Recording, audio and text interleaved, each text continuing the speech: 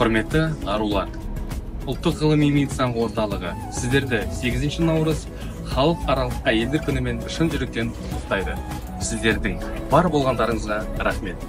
Дорогие женщины, поздравляем вас с Международным женским днем. Мы вас любим, ценим, уважаем всех. Желаю счастья, здоровья, всего самого хорошего. Дорогие наши женщины, поздравляю вас с праздником, днем 8 марта.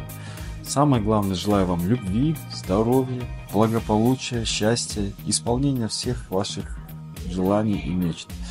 Пусть этот день принесет вам больше тепла, улыбок и радости. Құрметті әжелер, аналар, сүйікті арулар, сіздерді көктемнің ең жарқын мерекесімен құттықтаймын. Құрметті арулар, мерекелеріңіз құтты болсын.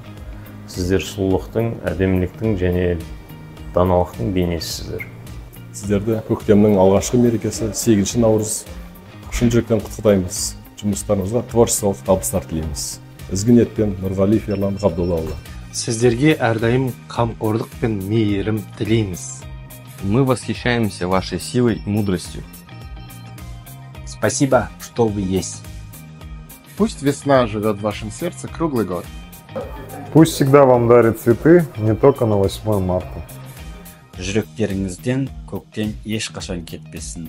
Наступила весна. Дорогие женщины, вы наше вдохновение и мотивация. С 8 марта.